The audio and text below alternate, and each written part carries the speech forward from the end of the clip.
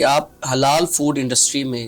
کون سے چیلنجز دیکھ رہے ہیں اور حلال سرٹیفکیشن دینے والے مشہور ادارے کون سے ہیں، یہ بھی ہمارے ناظرین آپ سے سننا چاہیں گے۔ اصل میں حلال سرٹیفکیشن کا جو کام ہے، حلال سرٹیفکیشن باڈیز جنہیں ہم ایچ سی بیز یا مختصراً ان کو ہم شارٹ کر کے سی بیز کا لفظ استعمال کرتے ہیں، سرٹیفکیشن باڈیز۔ سرٹیفکیشن باڈیز الحمدللہ پاکستان میں ہیں اور بہت اچھی باڈیز ہیں، اچھے ادارے ہیں کہ جو اس حوالے سے کام کر رہے ہیں، اور مختلف ممالک کے ساتھ ان کی ایفیلیشن بھی ہے۔ جیسے ہمارا ادارہ جو کام کر رہا ہے، اور الحمدللہ پچھلے 1 عشرے سے زائد کا عرصہ گزرا ہے کہ جس میں ملیشین گورنمنٹ کے ہم ریپریزنٹیٹیو ہیں۔ ملیشین گورنمنٹ کی پاکستان میں پہلی اور واحد سرٹیفکیشن باڈی کا اعزاز الحمدللہ جمائم جامعہ مرکز علوم اسلامیہ منصورہ کو یہ حاصل ہے، اور اس میں الحمدللہ ہماری جو ٹیم ہے، ہمارے آڈیٹرز ہیں، تو ان سب کا بہت بڑا کردار ہے اس میں۔ اسی طرح دیگر اور مختلف سنہا باڈی ہے کہ جو اچھا کام کر رہی ہے۔ پنجاب گورنمنٹ کا ایک ادارہ پی ایچ ڈی ہے، اس حوالے سے کام کر رہا ہے۔ الوائز سرٹیفکیشن کا کام ہے اس میں، اور دیگر مختلف ادارے بھی اس حوالے سے جو ہیں وہ کام کر رہے ہیں۔ جو چیلنجز ہیں، دیکھیں میں اکثر یہ بات کہا کرتا ہوں کہ ہمارے ملک میں جو مسلک پرستی کا ایک مسئلہ آ گیا ہے، اور ریاست اس میں پوری طرح دخیل ہے، اس لیے کہ ریاست جب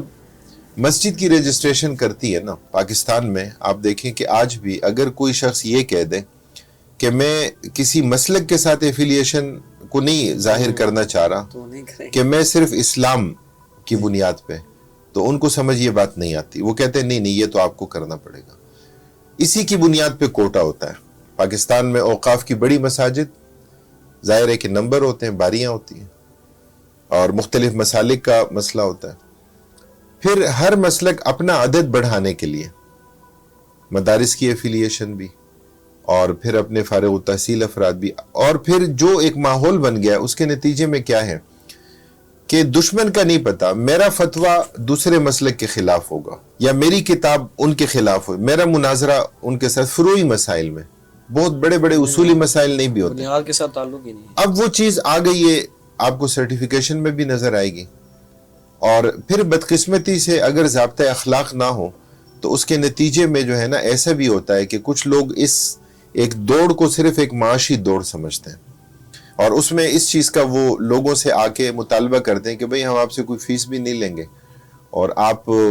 جو ہے نا ہم سے حلال سرٹیفکیٹ لے لو، یعنی پھر اگلے سال لے لیتے ہیں، ڈبل لے لیتے ہیں، لیکن کسی کے کلائنٹ کو توڑنا اور کوشش اس بات کی کرنا کہ ہماری طرف لوگوں کا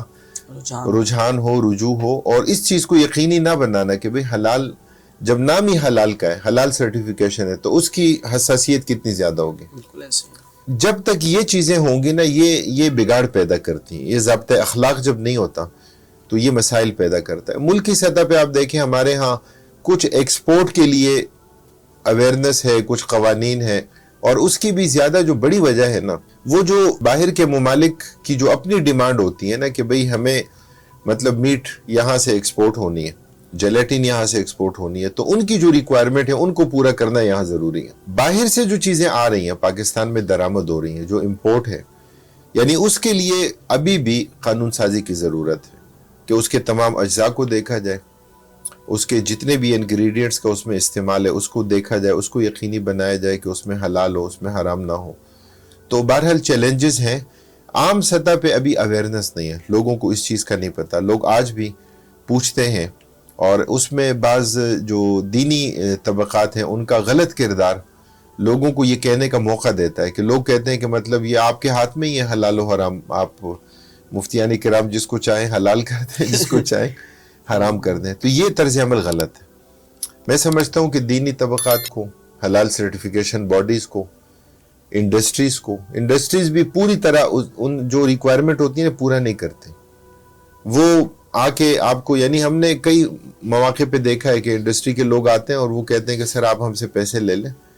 اور ہمیں ڈاکومنٹیشن کا بھی نہیں پتا، ہمیں کسی چیز کا نہیں پتا، سب کچھ آپ کریں، خواہ ہم سے فیس زیادہ لے لیں۔ تو انڈسٹری اپنی ذمہ داری پوری کرے، ریاستی سطح پر کام ہو، عوام میں اویئرنس ہونی چاہیے، حلال سرٹیفکیشن باڈیز اپنا کردار ادا کریں۔ تو انشاءاللہ بہتر انداز میں یہ کام ہو سکتا ہے. اور پاکستان جو ہے نا میں سمجھتا ہوں کہ ایک لیڈنگ رول میں پاکستان آ سکتا ہے کہ حلال کی فیلڈ میں یہ دنیا کی امامت کرے. سر اس میں یہ کہ پاکستان یا کسی اور اسلامی ملک میں جو حلال فوڈ کی مانیٹرنگ کا کوئی سسٹم ہوگا تو وہ اس پہ ذرا ایکسپلین کیجیے وہ کیسے کی جاتی ہے یہ صحیح. اصل میں ریاستی سطح پر جہاں بھی اس کے لیے پراپر نظام بنایا گیا تو بہت اچھا اور بہتر نظام جو ہے نا وہ الحمدللہ اس کے لیے ہے. مطلب میں آپ کو 2 ممالک کی میں مثال وہ ملیشیا کی اور جاپان. اور چونکہ ان ممالک میں ایک ایشو یہ بھی ہے کہ غیر مسلم جو ہے نا بہت بڑی تعداد ہے اور مسلمانوں کی تعداد جو ہے نا کم ہے. تو یہ ایک کویسچن ظاہر ہے کہ ان کے سامنے ہمیشہ ہی رہتا ہے کہ حلال فوڈ جو ہے وہ ہوٹل بھی ہے نا تو ہوٹل میں یہ کہ یہ حلال فوڈ اس میں ہے یا نہیں ہے, یا کہیں مکسنگ ایسا تو نہیں ہے کہ مطلب کہیں ایک ہی جگہ پہ کوئی کھانا بن رہا ہے اور وہ حلال کنسیڈر ہو رہا ہے لیکن اسی جگہ پر وہی کوک جو ہے اسی توے پہ یا اسی اوون میں یا جو بھی ہے تو اس میں جو ہے نا وہ حرام بھی تیار کر رہا ہے. تو ظاہر ہے کہ جو حلال کی حساسیت ہے وہ تو یقینی نہیں ہوگی اس میں. تو اس لیے وہاں پر تو باقاعدہ اگر کوئی مطلب گروسری شاپ بھی ہے تو اس پہ بھی باقاعدہ انہوں نے ڈسپلے کیا ہوتا ہے کہ ان کے پاس جو چیزیں ہیں اور ان میں سے کتنی چیزیں ہیں کہ جو حلال ہیں اور کتنی چیزیں ہیں کہ جن کے پاس حلال سرٹیفکیٹ ہیں, کتنی چیزیں ہیں کہ جن کے پاس حلال ڈکلیریشن ہے. اور کئی چیزیں ایسی ہوتی ہیں کہ جو مطلب آپ خود بھی کلیم کریں تو پتہ ہوتا ہے کہ جو نیچرل ہے جس میں کوئی بھی پروسیس انوالو نہیں ہے. جیسے نمک ہے, سالٹ میں اب کیا ہے, کچھ بھی نہیں ہے, کوئی پروسیس اس میں انوالو نہیں, الا یہ کہ کوئی ایڈیشن اس میں نہ ہو یا اس کی پیکیجنگ میں کوئی ایسی چیز جو ہے نا وہ نہ ہو. تو فی نفسی ہی نمک جو ہے اس میں حلت کا عمومی حکم و ذکر کیا جاتا ہے. تو یہ میں نے دیکھا ہے کہ وہاں پہ یعنی باقاعدہ ہوٹلس ہیں یا شاپس ہیں تو یہ چیز یقینی ہوتی ہے اس میں کہ مطلب یہ حلال ہے اور یا نان حلال ہے. حرام کا تو نہیں لکھتے کہ آپ پہ حرام ہے, لیکن اگر حلال نہیں ہے تو پھر وہ پراپر ڈسپلے نہیں. تو اس لیے جو فرد جاتا ہے تو وہ اپنی جو حلال کی ضرورت ہے اسی کے مطابق وہ وہیں پر رجوع کرتا ہے. یہاں مجموعی طور پہ الحمدللہ مسلمان ہیں اور حلال کے حوالے سے حساسیت بھی بہت زیادہ ہے. جی بالکل ایسے ہیں. اور کچھ جو ہے نا ہمارے کانسیپٹس بگڑ گئے, کانسیپٹ جو ہمارے بگڑے ہیں. میں اگر یعنی جاکم کی بات کروں جو ملیشین گورنمنٹ کا ادارہ ہے اور جو ان کا سٹینڈرڈ اور ان کی گائیڈ لائنز ہیں تو وہ تو اس حد تک یعنی اس چیز کو یقینی بناتی ہیں کہ آپ نے فیکٹری لگائی ہے, آپ کی فیکٹری کے لیے جو پیسہ آیا ہے کیا وہ پیسہ حلال ہے یا وہ حرام ہے, یعنی اس چیز کو یقینی بناتے ہیں. ظاہر ہے کہ ہم بہت زیادہ کسی کی ٹرانزیکشن تو چیک نہیں کر سکتے, ہم جاکم کے ریپریزنٹیٹیو ہیں, لیکن ہم کسی سے یہ تو نہیں کہہ سکتے کہ بھئی لکھ کر دو ہمیں کہ حلال ہے یا حرام ہے. لیکن کچھ ابتدائی موٹی موٹی باتیں ہم ان سے پوچھ لیتے ہیں کہ اس میں بینک کا قرضہ تو نہیں ہے یا اس میں جو ہے نا وہ کوئی حرام تو نہیں ہے. بس اس حد تک جو ہے نا کافی ہوتا ہے. اچھا اب اس کے بعد آپ دیکھیں کہ پورا انڈسٹری کا جتنا کردار ہے وہ, اور اس کے بعد یہاں تک ہے کہ اگر فنش پروڈکٹ کے بعد اس کی تشہیر ہے, اگر اس میں بھی وہ یہ کہتے ہیں کہ اگر غیر اسلامی عنصر ہے, مطلب لڑکیوں کی تصویریں ہیں اور خلاف شریعت ہیں, صحیح ہے, تو یعنی اس کی بنیاد پہ بھی کہتے ہیں کہ آپ انہیں نوٹس جاری کر سکتے ہیں, کہ آپ انہیں کہیں کہ آپ کی پروڈکٹ تو ٹھیک ہے لیکن آپ کی فنش پروڈکٹ کی جو تشہیر ہے تو وہ تشہیر غیر اسلامی ہے, اس لیے آپ اس کو روکیں, آپ اس کو, اور اگر بالفرض وہ اس کو نہیں روکتے تو پھر اس کی بنیاد پر آپ اپنا سرٹیفکیٹس ان سے واپس لے سکتے ہیں.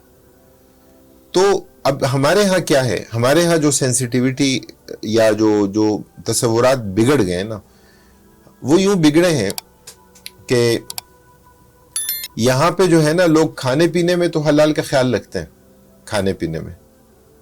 لیکن معاملات میں حلال کا خیال نہیں رکھتے. صحیح ہے, رشوت لیتے ہیں, کرپشن کرتے ہیں, لوٹ مار کرتے ہیں, اور پھر اس کے بعد کیا کرتے ہیں, حج کے لیے چلے جاتے ہیں. یہ میں آپ کو بتاؤں ایک چیز جو ہمارا یہ تصورات بگڑے ہیں نا, تو ایک کتاب آئی ہے, انگریزوں کا یہ کام ہے کہ وہ کیا کرتے ہیں کہ جو بھی ان کی ہسٹری ہوتی ہے نا تو بعد میں وہ چیزیں پبلک کر دیتے ہیں. تو بر صغیر پاک و ہند میں جو ان کے جاسوس تھے نا تو تو ان جاسوسوں کے خطوط اور ان کے نام اور ان کا ریکارڈ انہوں نے پبلک کیا اور اس پہ بکس آ گئیں کہ یہاں پر انگریزوں کے جاسوس کون کون تھے, کن کن لوگوں کو یہاں پہ زمینیں ملی, کنہیں وسائل ملے, کیا کیا ہوا. تو اس میں ایک کردار ہے رجب علی, ماسٹر رجب علی. اچھا. اور تو ماسٹر رجب علی کے بارے میں انگریز یہ لکھتے ہیں کہ یہ ہمارا سب سے کارآمد جاسوس تھا, اور لکھا ہے کہ یہ جو جاسوس تھا نا, ایک تو اس کی اللہ تعالیٰ معاف فرمائے, اب یہ تو علامات ظاہری اللہ کے نبی کی سنت ہے, لیکن جب برے لوگ استعمال کرتے ہیں تو ایسا ہوتا ہے کہ اس کی پگڑی تھی, تو کہا کہ وہ اپنی پگڑی میں خطوط جو ہے نا اس طرح رول کر کے, اور اس کے جو ول ہوتے تھے نا اس کے اندر چھپا کے ہماری چھاونی میں آ کے ہمیں خطوط پہنچاتا تھا, یعنی جو بھی اس نے جاسوسی کرنی ہوتی تھی. دوسرا کہتے ہیں کہ وہ اس کے لیے عورتوں کا استعمال بھی کرتا تھا, تو عورتوں کے بالوں میں بھی اچھا جو ہے نا, جہاں کسی کا امکان گمان تک نہیں جاتا, تو وہ کوئی بھی پیغام منتقل کرنا ہے تو ہماری چھاونی میں آ کے. انہوں نے پھر ایک جگہ اس کا جو ہے نا خط لکھا ہے کہ رجب علی یہ لکھتا ہے, بہادر ایسٹ انڈیا کمپنی اور ملکہ برطانیہ کی بے پایہ فیوز اور عنایات کے نتیجے میں اس قابل ہو گیا ہوں کہ حج بیت اللہ سے مشرف ہو سکتا. اب اتنا حرام مال کمایا کہ اس کے بعد جو ہے نا وہ حج کے لیے چلیں گے. اب یہاں پہ کانسیپٹ یہ ہے, تو اس لیے میں یہ سمجھتا ہوں کہ حلال کا تصور ہماری پوری زندگی کا احاطہ کرتا ہے, بالکل ایسا ہے, کھانے پینے کا بھی, ہماری نظر کا بھی, ہماری بینک ٹرانزیکشن کا بھی, رشوت بھی نہ لیں, کرپشن بھی نہ کریں, لوٹ مار بھی نہ کریں. اوفوا بالعقود, اللہ تعالیٰ فرماتے ہیں کہ اپنے وعدے, اپنی کمٹمنٹس پوری کرو. تو بہرحال یہ ایک بہت بڑا ایک وسیع تصور ہے, اور جس طرح ان ممالک میں کہ جہاں ضرورت ہے ان کی اور وہ اس کی طرف توجہ دے رہے ہیں, تو ظاہر ہے ہمارے یہاں بھی بھرپور توجہ اس کی طرف ہونی چاہیے. ہماری تو سر ایڈورٹائزمنٹ کی آپ نے بات کی ہے, ہماری تو پروڈکٹ اس وقت تک سیل ہی نہیں ہوتی جب تک بڑے بڑے سائن بورڈ پہ ہم کسی لڑکی کی تصویر نہ لگائیں. ایون اصل کہ میں یہ ایک مت ہے, میں سمجھتا ہوں یہ حقیقت نہیں ہے, لیکن چونکہ لوگوں نے یہ سمجھ لیا. جی یہی میں کہنا چاہ رہا ہوں. ایون کہ سر جس پروڈکٹ کا یا اس چیز کا اس عورت کے ساتھ یا اس لڑکی کے ساتھ اس کے یوز میں ہی نہیں ہے, ہاں, وہ جینڈر میں میل یوز کر رہے ہیں, ہاں, لیکن اس کو ایڈورٹائز ایک فیمیل کر رہی ہے. تو اس کی بہت ساری اگزامپلس دی جا سکتی ہیں. تو یہ یعنی اس حد تک ہم نے عورت کو ایڈورٹائزمنٹ کے لیے انوالو کر لیا ہے. بالکل ایسا ہی. اچھا سر, حلال فوڈ انڈسٹری میں ٹیکنالوجی کا کیا کردار ہے؟ دیکھیے, حلال فوڈ انڈسٹری میں ٹیکنالوجی کا بہت بڑا رول, بہت بڑا کردار ہے. چونکہ جب چیزیں سادہ تھیں, نیچرل تھیں, تو اس وقت کوئی بہت زیادہ سوالات جو ہے نا وہ قائم نہیں ہوتے تھے. جی. اب جب سے اس میں پروسیسنگ کا آغاز ہوا ہے, اور ظاہر ہے کہ جی ایم اوز کا ایک کانسیپٹ آیا, جینیٹیکلی موڈیفائڈ چیزوں کو, اس کی جینز کو تبدیل کر دیا جاتا ہے. جیسے سیڈز آپ دیکھتے ہیں, مختلف بیج ہیں, تو ہائیبرڈ جو ہے نا سیڈز, اور ایگریکلچر میں ظاہر ہے کہ جو اس وقت ترقی یافتہ ممالک ہیں نا, تو وہ تو اس کی حوصلہ شکنی کرتے ہیں, اس کی حوصلہ افزائی نہیں کرتے, کہ اس لیے کہ جی ایم اوز کے نتیجے میں اگرچہ اس پر حلال کا حکم تو لگ جائے, لیکن جو